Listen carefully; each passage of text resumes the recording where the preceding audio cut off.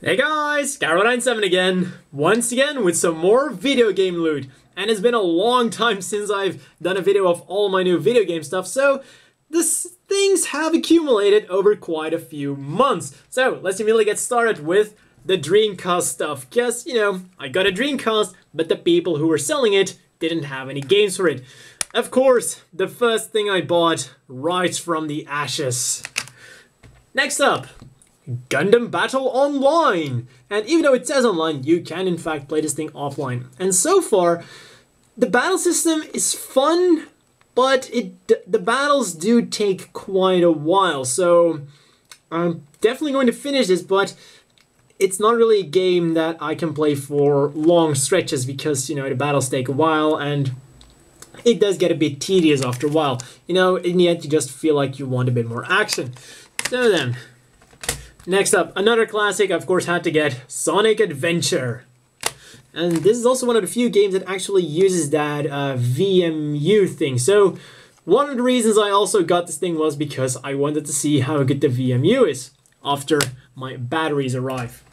Another great game apparently is Rent a Hero #1. This is a game that appears on a lot of import lists, like top 10 Dreamcast games to import if you're European, if you're European or American, because this apparently was only released in apparently only released in Japan, but is a great game and doesn't really require a lot of knowledge of the Japanese language. Also, I love this backdrop, like just superhero dude randomly eating his ramen, his noodles. Suddenly he gets called up and he still has his noodles with him.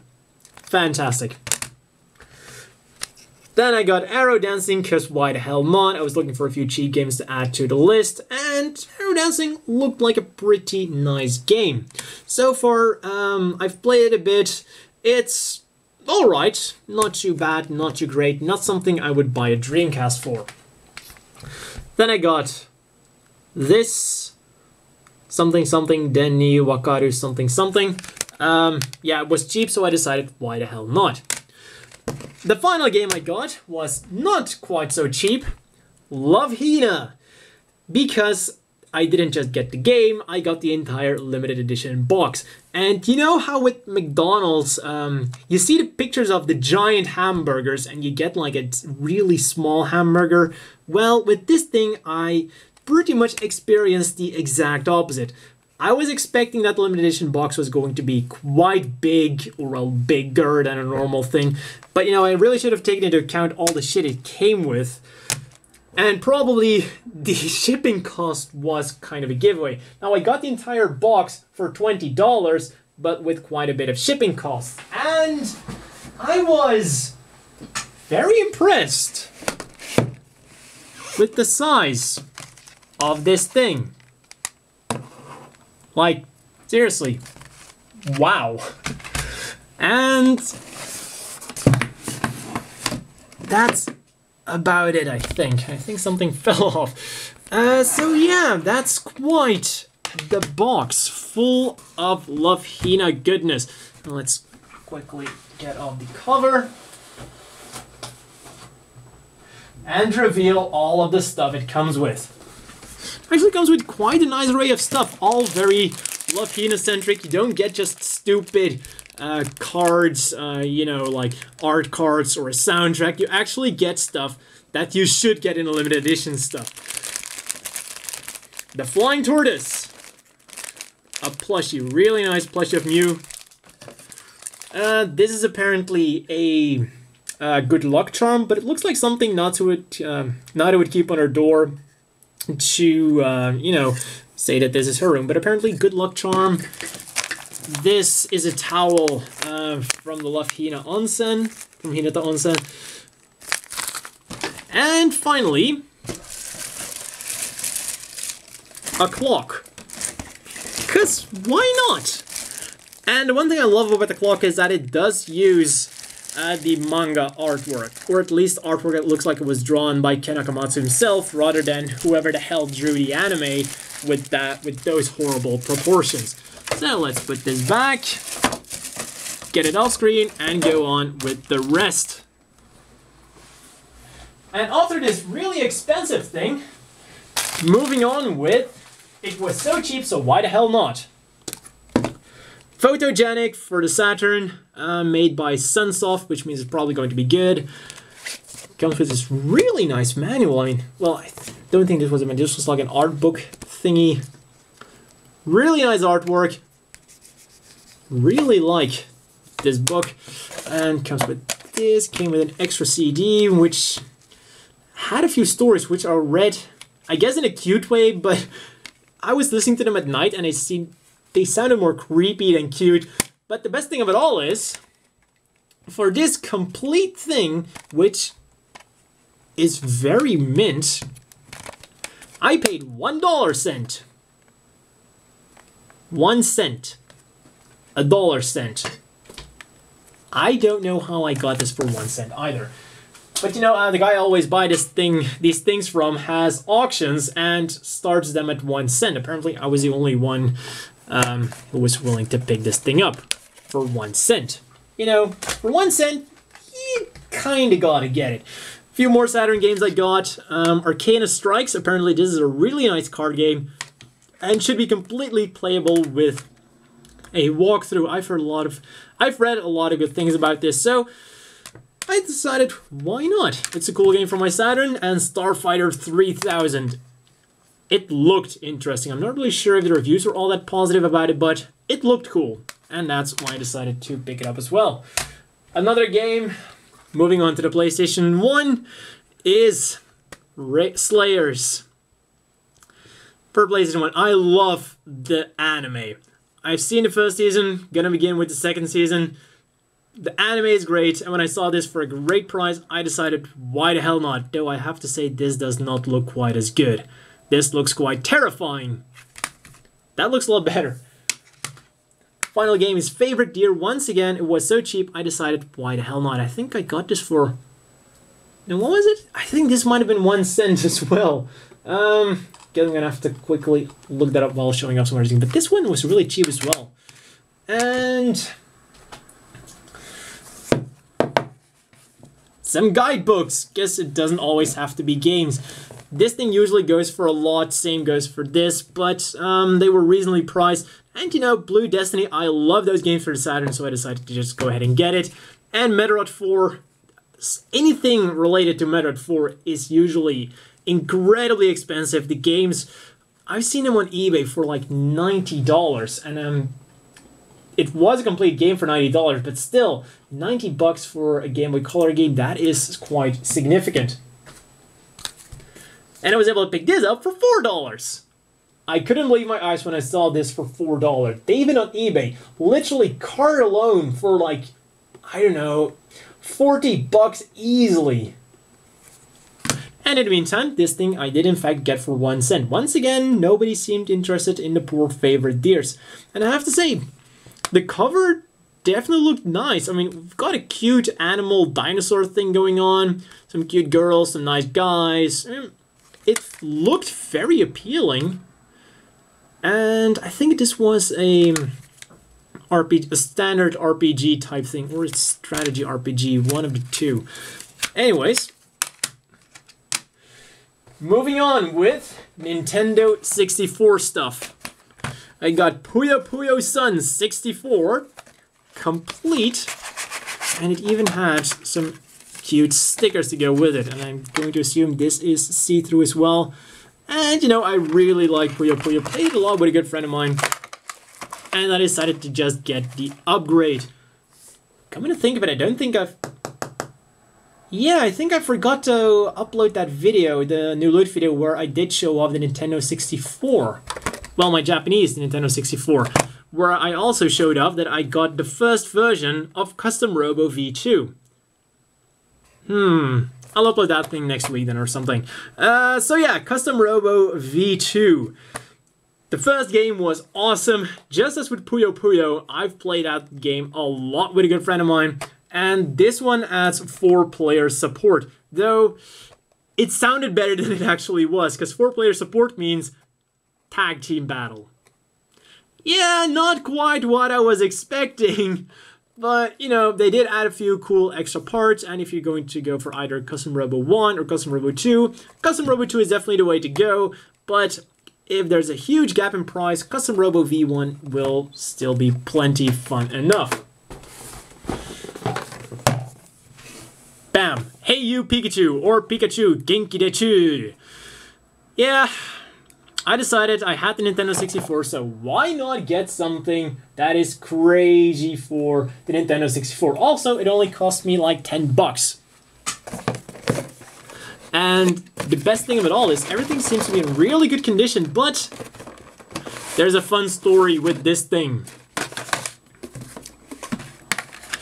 I was going to play online with a few friends on my PC, but my microphone broke down. And I said like, oh yeah, I'll go grab my phone, so I'll Skype you guys on my smartphone. And he was like, don't you have another microphone? And I said, dude, the only other microphone I have is like a Nintendo 64 microphone. And he said, use that. And apparently this microphone has really good audio quality. I mean, nobody noticed anything. And he immediately told me, yeah, I can hear you perfectly. So apparently the microphone is really good, because a lot of people have also reported that Pikachu in this game isn't really all that responsive. And I have tried, and he is indeed not very responsive. Apparently it turns out that Pikachu doesn't really like listening to you. And well, everything is included, manual, some other warning things.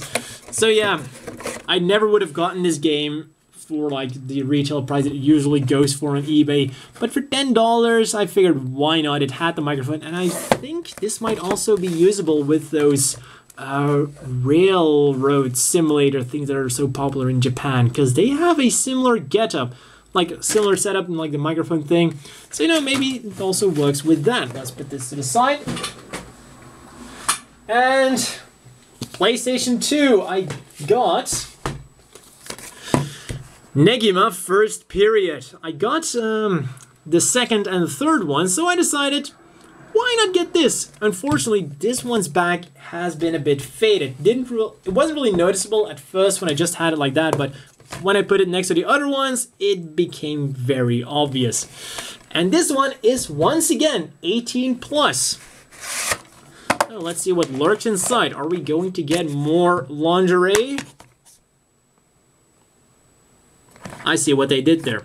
That's what we in the trade call convenient censoring. Yeah. Uh-huh. Oh. Oh well, that wasn't what I was expecting, considering what was inside her. And let's see what this here is. Oh, it's a sticker. For headphones, drama. Oh, this is a drama CD. Alright, fair enough. I thought it was going to be a hentai CD. Anyways, let's put this back.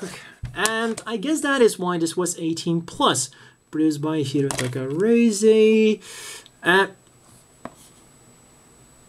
Well, I really wonder if they mean that there's a sexual content or if there's actual sex in here. You know, that would be very surprising, considering this is a PlayStation 2 game. Let's look at the other ones. Also, surprisingly enough, this one was 18. The second one is 18 and also has sex. And then the third one is 12 and also has sex. I'm really going to hope this has sexual content and they don't really mean actual, you know. So I guess I'll just put these away and play them tonight. I mean, never. Never. Yeah. Now then, some other things I got.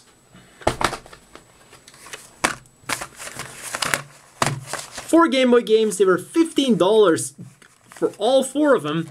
And I just checked on eBay, and apparently this Tekken Blade game is going for $75 without shipping. And it's complete. Came with the manual, with the game, which is currently in my Game Boy, which is why it isn't in here. So,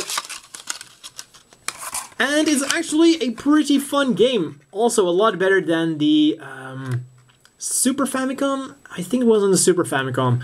A lot better than the Super Famicom game, which doesn't even have Radom as the enemy, or Spider Crab's enemy. It has just like generic shooter enemy things. Here you're at least fighting against the Radom, which is a hell of a lot better.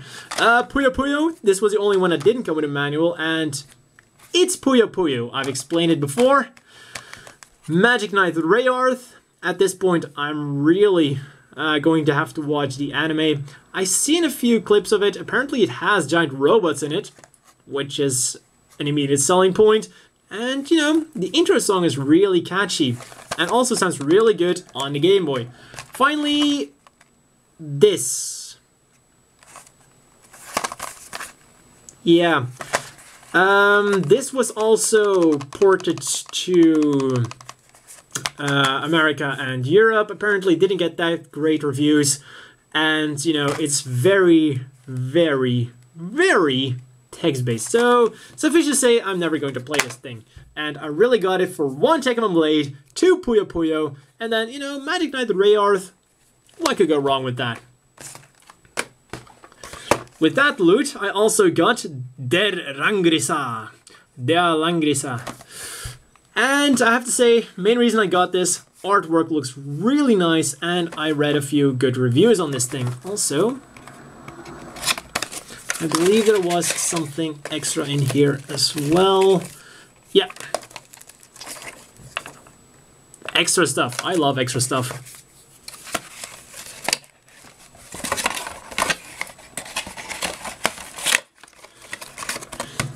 And we're almost done. The last thing I'm going to show is a new console thingy I got.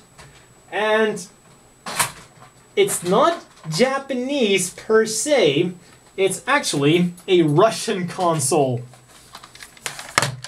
Video game system, Dendy. Everyone familiar with the Famicom knows what this thing is based on. And yes, it's exactly that. It's a Famiclone. And originally, I bought this thing with this game, Super New! And this cartridge has, believe it or not, 1 million games in it. 1 million. I kid you not. Well, at least according to the menu, because what they did was the usual trick of these combo cards, putting the same game on there a number of times. This is exactly what this thing does without any differences. And in fact, there are only 2 actual games on here. And when I mention what games they are, I think everyone's going to figure out what they did here. The first game on here is Super Mario Duck Hunt. 1 slot for Super Mario, 1 slot for Duck Hunt, because this also comes with a zapper. The second game that's on here is Track and Field. For anyone who doesn't know what Track and Field is, it's a game like the Olympics with a bunch of different events. Third game is one event, fourth game is another event. They split up all the events of Track and Field. Good job. So yeah, you got 2 whole games on this card. Not bad, but you know, they could have at least put some different ones on here. So I've always, well, I've heard that there were a number of Famiclone systems on the market. The thing is, I couldn't really find any good information about the Dendy, whether or not it was going to play Famicom games. So what I did was, bought the 2 cheapest games I could find that looked interesting in order to test this thing out. And these were like $150 a piece. And turns out, both of them are really fun games. Family Circuit, Star Luster. And this one, you could almost describe it as sandbox. Don't expect too much, it's still a Famicom game, but you know, it sounds cool to say that this game can be described as sandbox on the Famicom, because you have the entire universe to travel around in. Well, universe, the entire star system in here. And you know, Family Circuit, it's a top-down racing game. Judging by the game that's in the system, you can probably figure out whether or not it actually played Famicom games. Yes, it did. The one problem I have with the Dendy is cartridges are in here really tight. But the games I got, Zeta Gundam Hot Scramble, SD Gundam Battle of Universal Century. And then I got this, I think this was the 5th game, yeah. The 5th game in the series. This was Gashapon Senshi, the 2nd game in the series. This is Gashapon Senshi 5, Gashapon Senshi 2. Came complete in box. The box looks really beat up, but the cartridge looks almost new, which was quite surprising actually.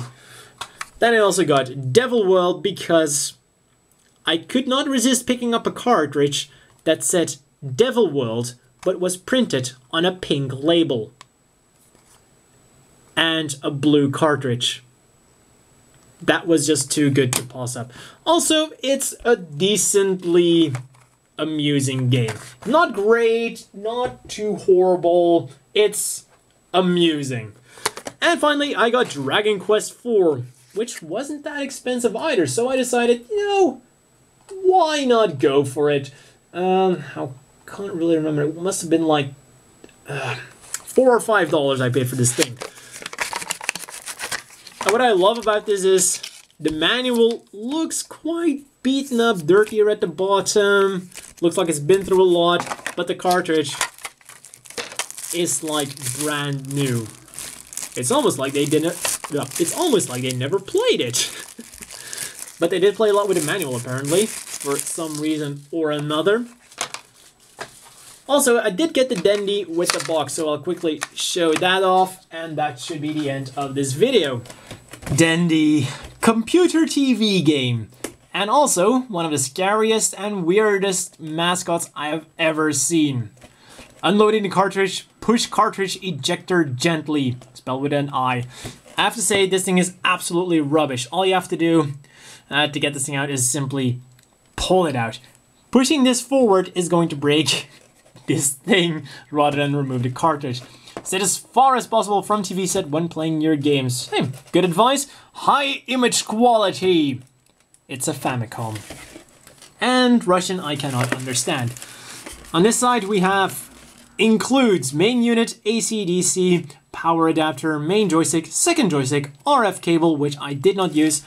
Fortunately enough, I had one of those Atari, what's it called, flashback, way back? One of those Atari, those Atari flashback things with a lot of games on it, and apparently it used the same cables as this thing, because you're supposed to put the RF in the red thing, but you can use a video audio cable, which is what my Atari flashback wayback machine used, so I simply used that. Wireless antenna? What? What the hell is that supposed to mean? I've never really gone to a wireless antenna? Like what? Is that thing going to play television or something? Laser gun. That's not correct, it's a light gun. Game cartridge and operation manual. Unfortunately, mine did not come with an operation manual. Computer TV Dame. And I guess that is the same thing, but in Russian. TV Dame. They did spell it. Oh wait, maybe that's. Oh, so it is Computer TV Dame. Maybe they misspelled it here as well, but that's just a horrible D. But they did spell it correctly on the system. And unfortunately, I do have to admit one thing. I do prefer the way the Dendy looks over the way the Famicom looks. Simply because it's sleek, black, has a gold letters here on front. Well, gold in quotation marks. And well, the joysticks are very similar to the Famicom joysticks. Though they do have turbo buttons. They feel a bit mushy, all the buttons, but overall, it's not too bad. And what's really cool about these is, uses the same connection as the Atari and Sega Master System and Sega Mega Drive / Sega Genesis if you're American. So you can use a bunch of different controllers with this system. So unlike the Famicom, the controllers are not hardwired, and the cords are really short, so I definitely recommend using a different controller unless you really want to use those turbo buttons. And here we have the self-proclaimed laser gun. Pretty much identical to the light gun. And that's all for this new loot video, and see you guys next time.